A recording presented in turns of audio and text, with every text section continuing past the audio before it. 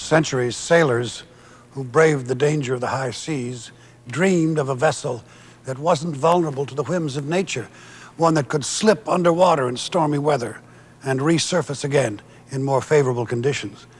Naval commanders envisioned warships that could hide beneath the waves and attack unsuspecting ships.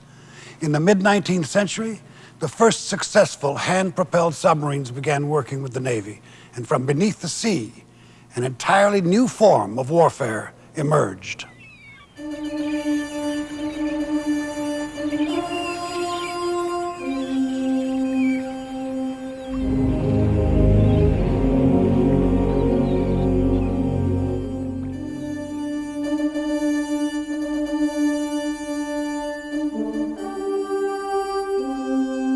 These men are preparing to put the most sophisticated undersea weapon of its kind out to sea.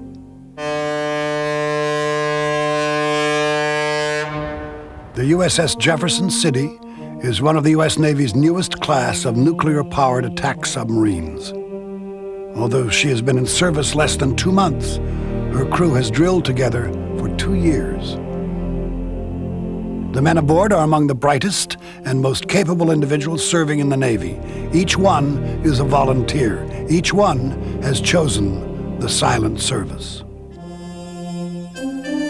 Their families don't know where they're going or when they will return. When they do come back, they won't talk about where they've been or what they did.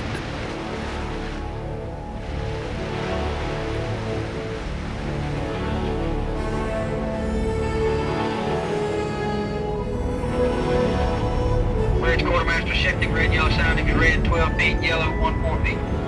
The 138 men aboard know their wartime mission: to hunt down and destroy enemy ships and submarines. But they've also learned a new mission for this modified submarine. In its bow, 12 Tomahawk cruise missiles stand ready to attack any land target within 1,600 miles. While Allied offensive operations received much fanfare in the 1991 Persian Gulf War, little attention was paid to U.S. submarine operations in the surrounding oceans. Then the Navy quietly announced the USS Louisville had fired a Tomahawk cruise missile into Iraq while it was submerged in the Red Sea. For the first time in 45 years, a U.S. submarine fired its weapons in combat. I think what it proved was the compatibility of a submarine to work with other forces and could provide a clandestine, a covert manner for launching and delivering ordnance against a target. With the stealth and survivability of a submarine platform, the Tomahawks have an even greater chance to be used covertly in a first strike scenario, to seize the initiative with a precise application of force.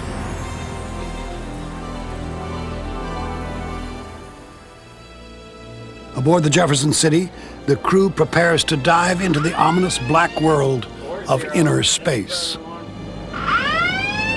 As they disappear, they join a long and proud line of men who have braved the depths and conditions of life under the sea.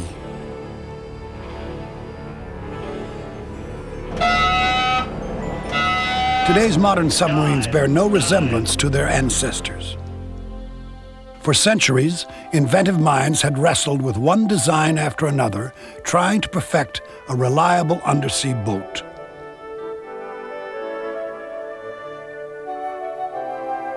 The most promising models came late in the 19th century, as electric motors and storage batteries created a reliable underwater power plant. When Robert Whitehead invented his self-propelled torpedo in 1868, military strategists saw the potential of a standoff submersible attack ship. By the end of the century, these torpedo boats sailed under the flags of 6 nations. At that time, most ships were heavily armored, big-gunned surface ships, battleships, the dreadnoughts. It was the submarine that was quiet and unconventional, and almost it was unfashionable to have it. It's rather like naval aviation. There's a good parallel there. It was taken up almost as a sport by the British and by the Germans in particular, but also other nations were getting interested, the Americans, the Japanese, and the Italians. The U.S. Navy paid $150,000 for its first submarine, the USS Holland, in 1900. Powered by a 45-horsepower gasoline engine, the Holland had 3 small ballast tanks designed to fill with water and let her dive. More important to the Navy were the 3 torpedoes she carried in her bow. The Holland ran her gas engine above surface and switched to electric motors when she dived. In the years to follow, larger, faster boats emerged, sporting periscopes, deck guns, and diesel power plants. But in the eyes of many naval officers, they were little more than toys built to keep up with other navies. In those days, sailors referred to submarines as pig boats. The submarine stank from diesel oil, from garbage, from crew perspiration. There was no air conditioning. They would keep the hatches closed, buttoned up for maybe 3, 4, 5 hours at a time as they operated submerged. That used to be able to say that you could spot a submarine sailor in a crowd just because of the stench from the diesel oil.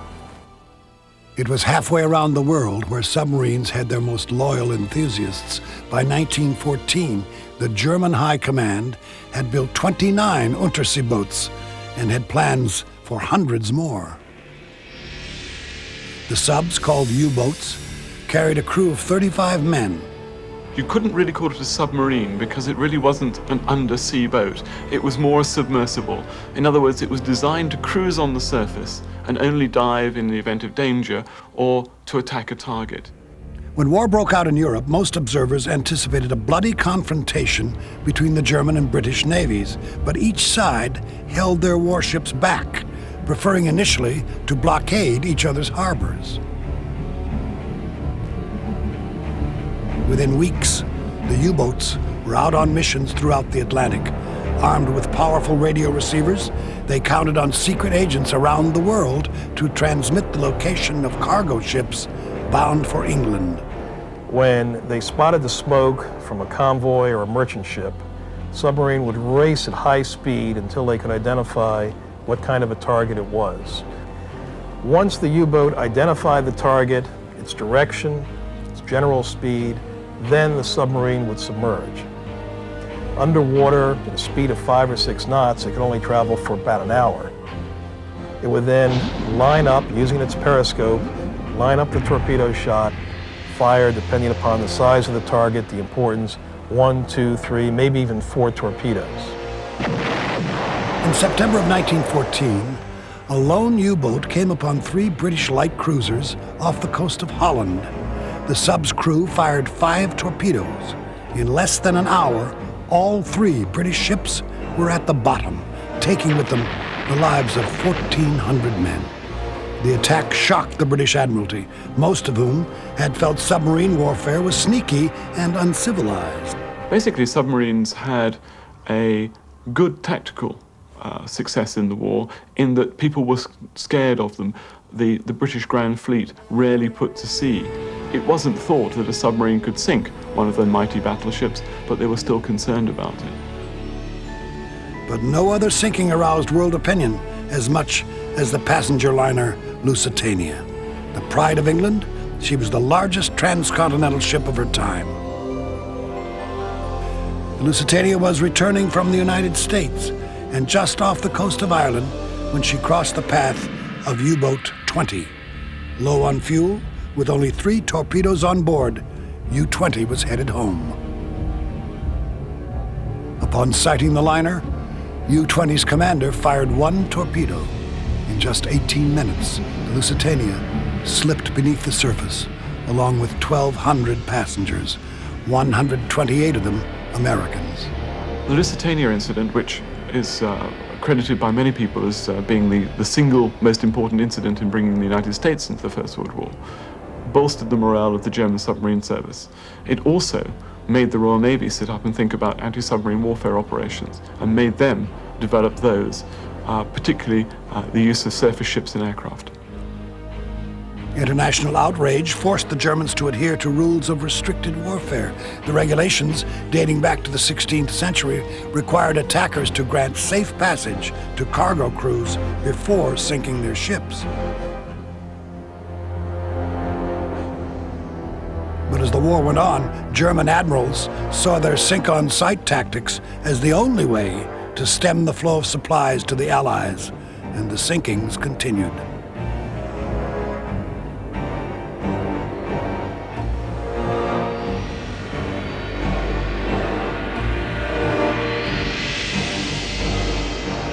The Americans committed to war on paper in 1917, but placing troops on European soil was far more difficult. To pass through the sub-ridden Atlantic Passage, they adapted a system of convoy escorts to accompany all passenger and cargo ships bound for the Western Front. Once we entered, ironically, our major contribution to the war with Britain was our anti-submarine destroyers. Our ability to go after German U-boats, to reinforce the British Navy, which was very tired after almost 3 years of war, to reinforce them with a large number of destroyers for anti-submarine warfare. With U.S. warships alongside the convoys, the U-boats tended to stay under rather than trade shells with the large surface ships. Since they used their deck guns for most of their kills, the U-boats lost their most reliable weapon. New anti-submarine warfare tactics began to take their toll on the U-boats as well. Escort planes carried recoilless rifles from above, while depth charges ripped into their hulls from below. The hunter had become the hunted. The U-boat losses were staggering. By the end of the war, 178 were sent to the bottom, including 5,000 officers and men. Although they were badly beaten in the First World War, the U-boats still posted an impressive combat record.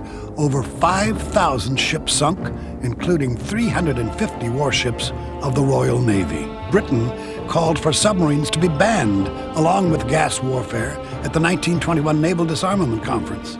However, the U.S. pressed for their continued development.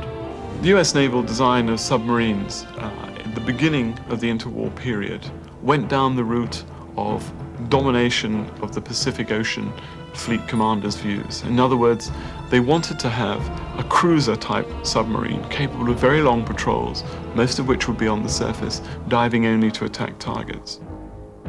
In the 20s, the U.S. R boats and S boats were the pride of the Navy submarine force. But the S boats lacked the endurance to operate over long distances in the Pacific. Diesel-carrying tender ships helped, but they were so large they exposed the sub to air attack.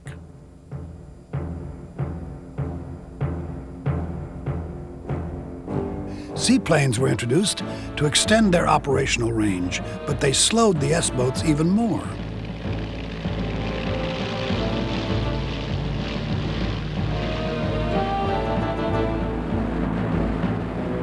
The Navy's answer was the V-boat. Launched in the late 1920s, they were more than twice the size of the S-boats. They mounted 2 6-inch guns on their decks. Still, the V-boat's enormous size was its weakness. They were unable to submerge quickly and became easy targets for airplanes. Engineers began working on a new submarine. They also improved the torpedoes. In the interwar years, considerable research was done to try and extend the range, reliability, and hitting power of submarine torpedoes. A lot of work had been carried out to develop different forms of detonator, using the magnetic signature of ships to set them off, to use the noise of ships' propellers to set them off, as well as the contact fuse. But what we didn't have was any real advantage or any real advance on the compressed air system. Torpedo design was universal throughout the world. Inside, a tank of compressed air was rigged up to 2 propellers in the rear. When launched, the air spun the propellers in opposite directions to keep the torpedo on course. Unfortunately, the releasing air created a bubble path and gave the submarine's location away. Other concerns were for saving crewmen trapped in a crippled sub. In 1929, the Navy engineered the Momsen lung, a device to carry pressurized air. Inside a newly designed escape chamber, seawater was allowed in to a pressure equal to the depth outside.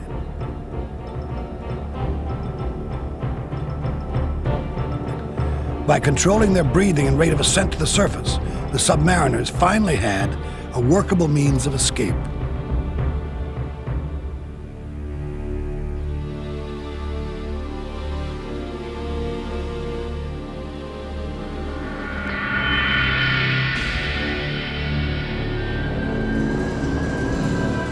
The Japanese were also building up their naval service, but their submarine force was considered secondary to their surface fleet. Despite its proximity to the Pacific Ocean, Japan saw the submarine as a coastal defense tool rather than being any strategic importance in any offensive system. It paid for that type of thinking when the Pacific War came in the 1940s, and it came up against a much superior American force. After 20 years of development in secrecy, Germany unveiled her newest U-boat class in 1936. They developed a series of coastal and ocean-going U-boats. Coastal U-boats to protect their own harbors and their own ships, ocean-going to take the war to the enemy off its shore and raid its merchant ships, which it perceived to be particularly vulnerable. German Navy Admiral Karl Dönitz, a former World War I submariner, led a new generation of U-boat crews. Drawing on lessons he learned in the First War, Dönitz developed the strategy of the wolf pack, where several U-boats would attack convoys simultaneously in a coordinated effort. Sooner than Dönitz realized, he would have to put these war plans to work. Elsewhere, submarine warfare was perceived in a different light. In the 20s and 30s, the US Navy, the Japanese Navy, to some degree the British Navy, developed submarines with the idea that they would be used to scout ahead of the battle fleet, to give warning to the battle fleet of an approaching enemy fleet, and then to start attacking the enemy ships to reduce the number of warships that would be attacking our warships in the classic battle. By the late 1930s, the U.S. Navy settled on the Gato-class submarine for large-scale production. The fleet boats at that time were 310 feet long, 27-foot beam. They carried usually around 90 people, 60 to 70 enlisted men and 8 to 10 officers. We had 2 torpedo rooms. We had 24 torpedoes, 16 forward and 8 aft. The new boats at that time had a 5-inch 25 deck gun, and they also had a 40 millimeter and a 20 millimeter. So for a submarine, you had quite a bit of actual firepower above. It was capable of extended patrols of up to a month. It needed refueling from time to time, but that was the same fuel used by surface ships, so it could rendezvous with a surface ship and take on fuel. Really, the endurance was limited to that of the amount of diesel that was available, the amount of fresh water available, and the capability of the crew of standing a rather nerve-wracking operation. Soon the Americans and Germans would put their best submarines to the test.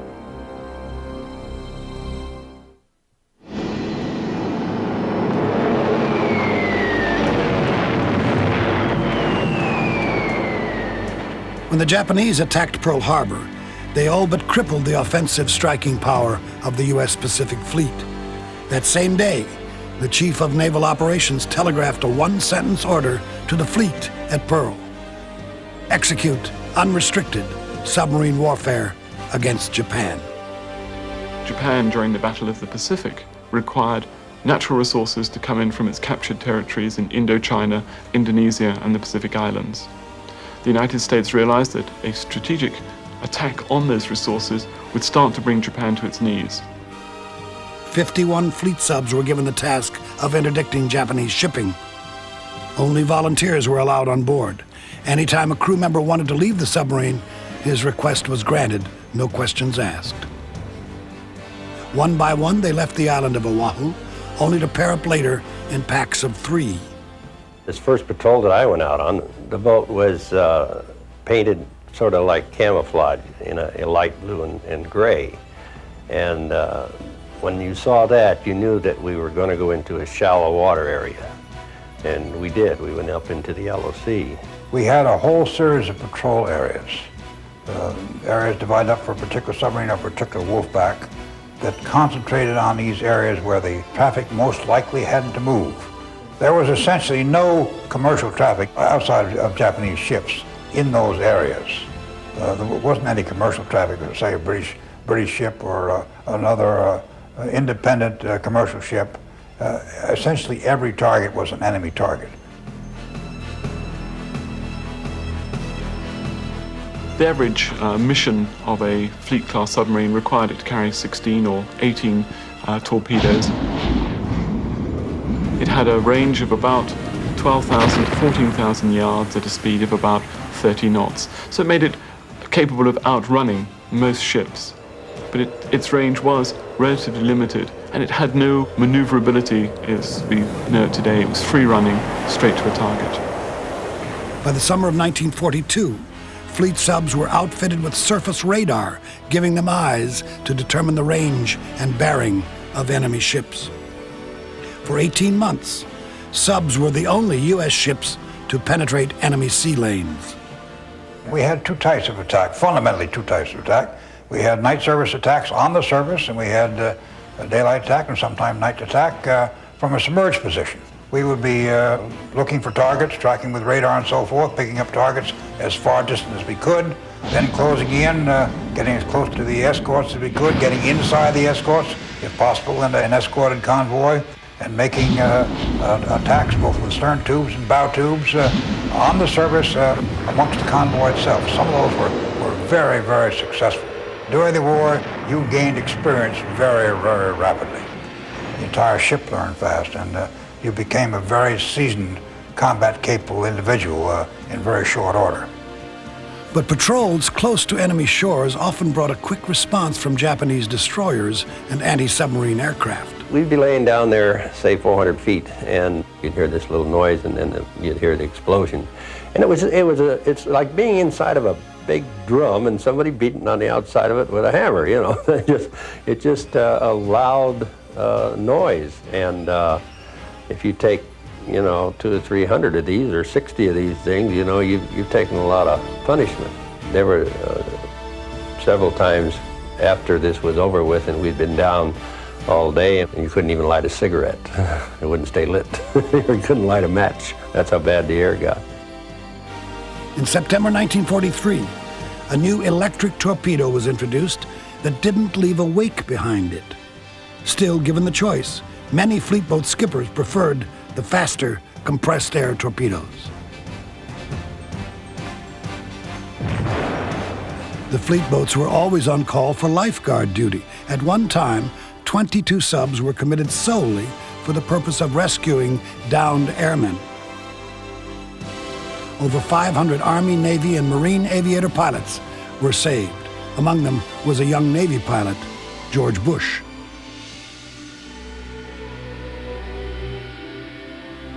Those who didn't survive were given burial at sea.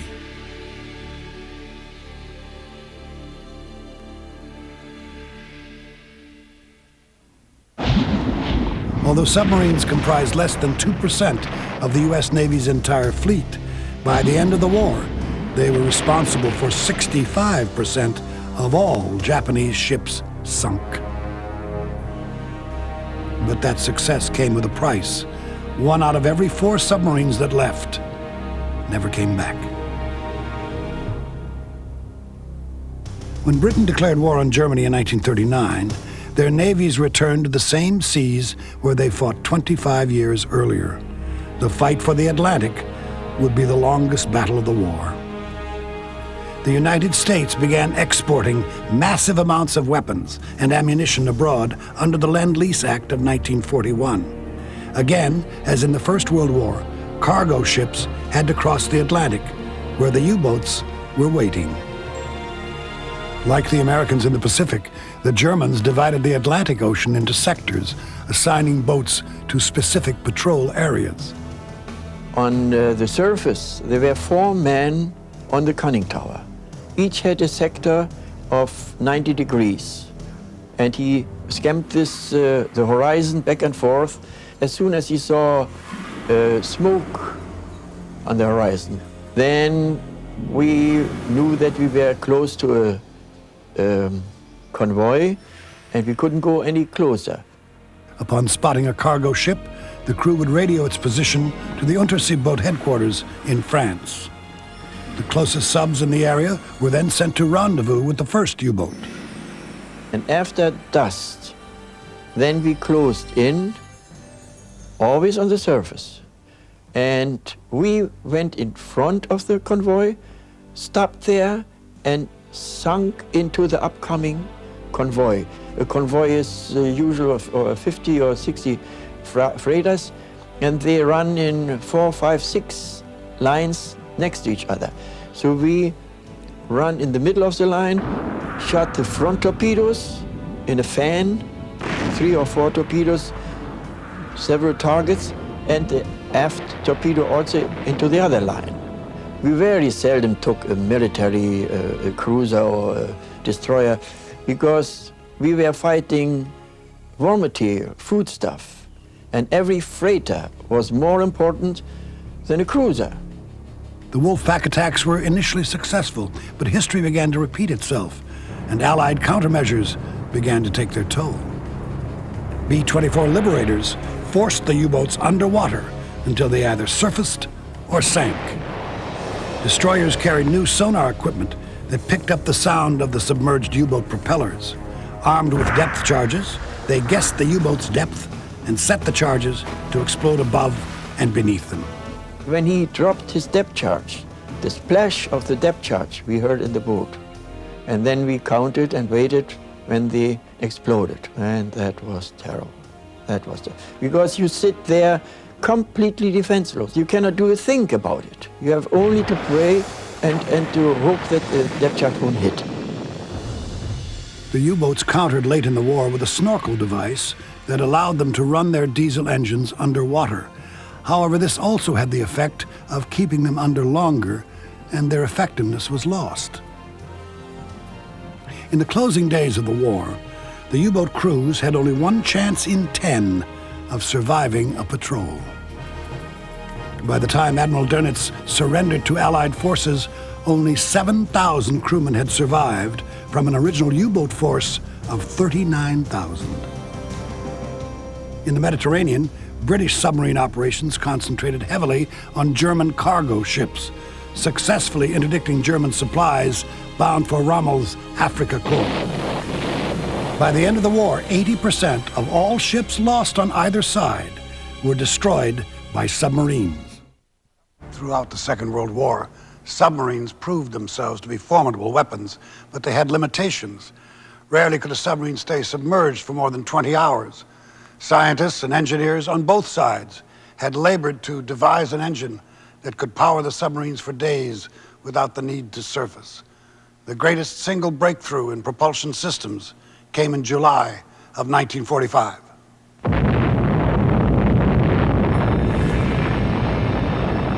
Out of the bursting core of the invisible atom, scientists released a source of energy surpassing anything ever imagined.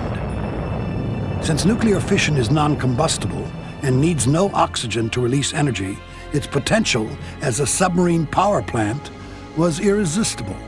Under Fleet Admiral Chester Nimitz, Navy Captain Hyman Rickover undertook a 7-year project to build the first nuclear-powered submarine. After World War II, the United States had the only major navy in existence. So we had a situation where we had a large, highly capable, well-trained submarine force and no enemy to go after with it. In that period, we see a lot of innovation in U.S. submarine ideas. In 1947, the first guided missile was launched off the deck of a submarine.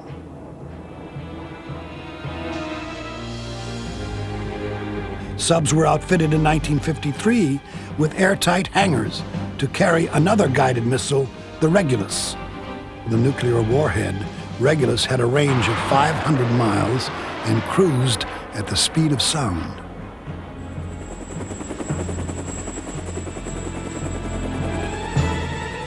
The USS Perch carried helicopters for surveillance and special operations.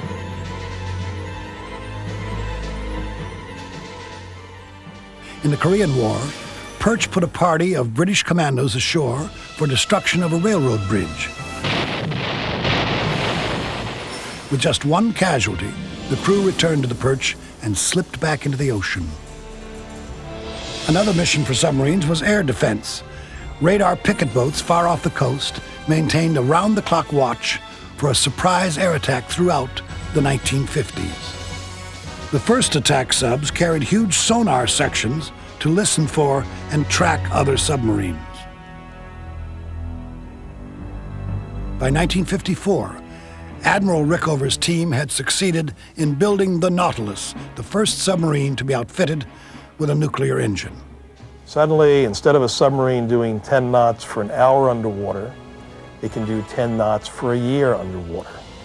It can do 20 knots for a year or 30 knots for a year.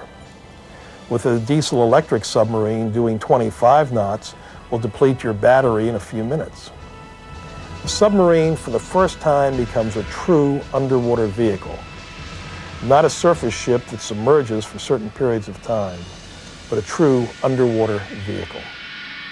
The Nautilus was fitted with a carbon dioxide scrubber to purify the oxygen aboard. With a water purification system, its range was limited only by the endurance of its crew. In 1956, the Nautilus cruised 50,000 miles without refueling. With the advent of nuclear power, there was no longer the need to have hull shapes which allowed them to cruise at speed on the surface. The teardrop hull appeared, its double pressure hull for deep diving. It had this totally new look, not dissimilar from a whale, which after all spends most of its time underwater. In the 1950s, the US wasn't the only superpower interested in submarines. The Soviet Union embarked on its own nuclear navy buildup. By 1961, she would have more submarines than all other countries combined.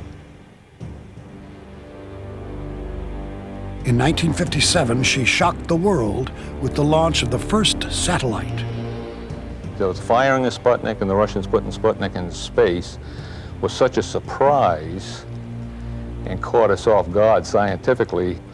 We wanted to do something as advanced. And Nautilus in being was an opportunity for us to prove that we were there. The US Navy were very keen to prove that nuclear-powered submarines had a strategic role. They took the Nautilus under the ice to the North Pole, not only to give their own crews inspiration, but also to indicate to the Soviet Union that they were capable of operations on Russia's doorstep. On August 3rd, 1958, Nautilus crossed the center of the North Pole. It was the first vessel and the largest group of men ever assembled there. Born at the height of the Cold War, the water-launched nuclear missile gave the submarine an entirely new mission: nuclear deterrence. The submarine is the ideal vehicle for an independent nuclear deterrent. Once you've developed a rocket that can carry a nuclear warhead and launch it from underwater, you can place it in a submarine and you can more or less hide that submarine anywhere in what is effectively 4/5 of the world's surface. The Polaris was the first missile designed for this role. It initially had a range of 1,300 miles. Two things happened to make the Polaris missile feasible. First of all, we developed a solid propellant. Liquid propellant was too unstable to even think of for a submarine.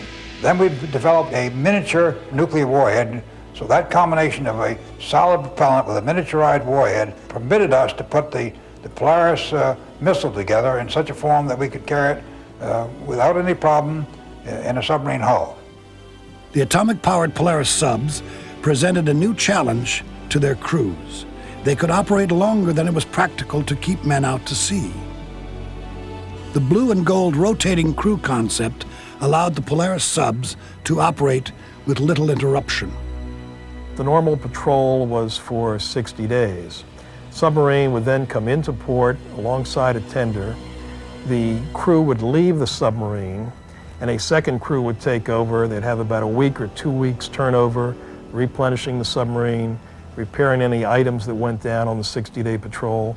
Then the second crew would take the submarine out for another 60-day nuclear deterrent patrol. Eventually, 41 Polaris missile submarines were built, each carrying the destructive power to wipe out several Russian cities and military targets, if so ordered by the president. Their mission was to slip into the ocean at first chance and disappear for 60 days or more. We were required to always be in communications in the sense that we could always hear the radio signal from the command headquarters. And we had a trailing wire and a buoy that we could trail, which meant you had to patrol at relatively shallow depths. Headquarters would send the drill launch signal called a weapon systems readiness test signal. Day or night, and when you go to battle stations and you would go through a full countdown, the only thing you would not do is open the missile out of doors or take it to the last stage. They were among the first weapons of deterrence, built with the intent of never being used. A successful patrol meant returning with all 16 missiles intact. In the 60s, attack submarines came of age. With smaller, improved sonar systems, the Skipjack class was able to extend naval power into enemy waters, where air and surface forces wouldn't dream of going. Armed with Subrock, a rocket-powered nuclear depth charge, an attack submarine had the capability of reaching another submarine 30 miles away. In 1976, the first of the Los Angeles-class attack subs were launched.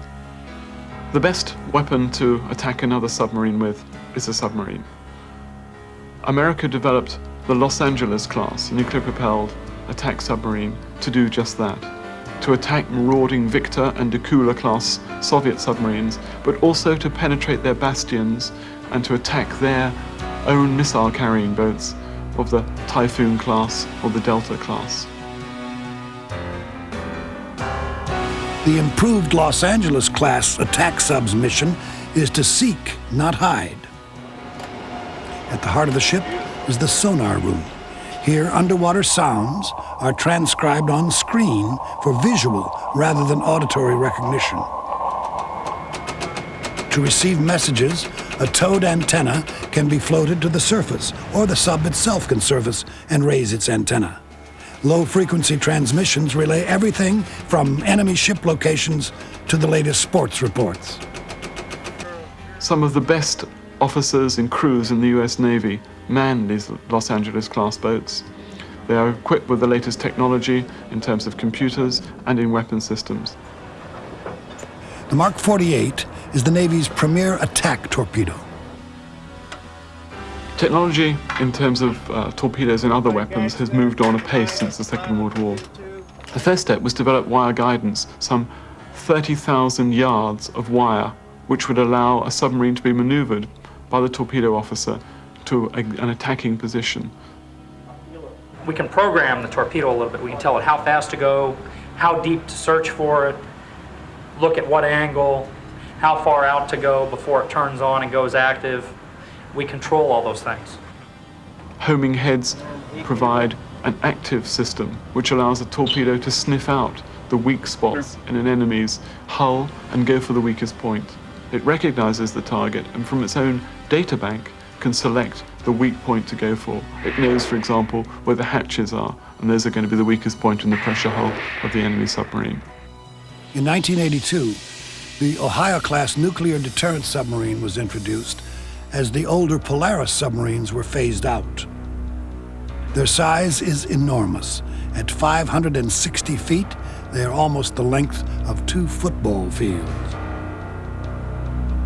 Hidden, mobile, and ready, the Ohio-class carries 24 Trident missiles in its hull.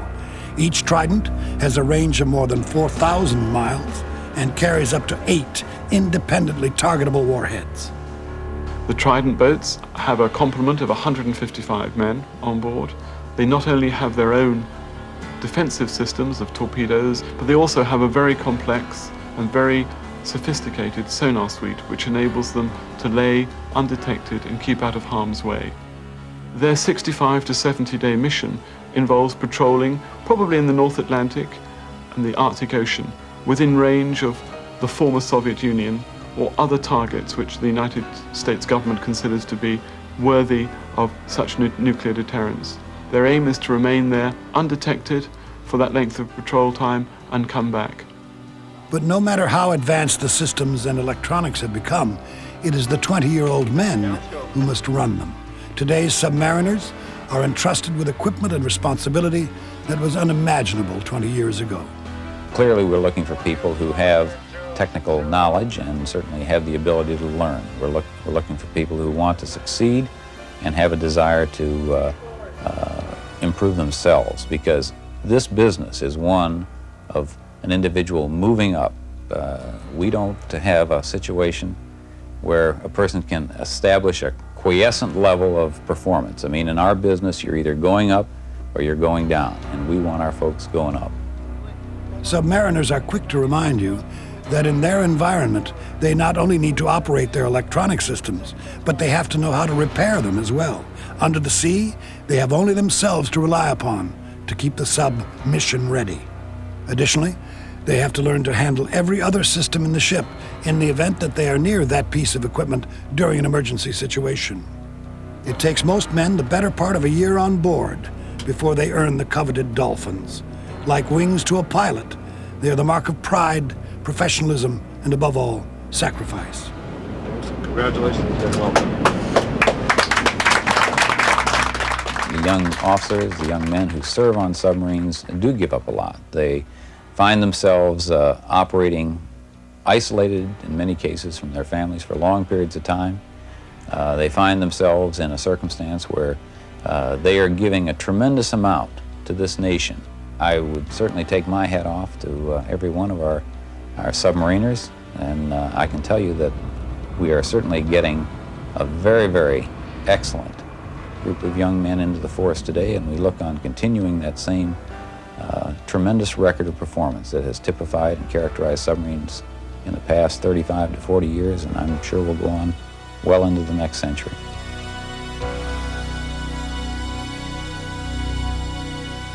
Even with its role as a standoff weapon validated in the Gulf War, many still question the future need for a submarine force. But they have only to be reminded that today submarines are sailing under the flags of 43 countries. With its cruise missiles, reliable communications, and stealthy characteristics, the sub may be the best option for small-scale surprise attacks and special operations, and as such, remains an effective deterrent to war.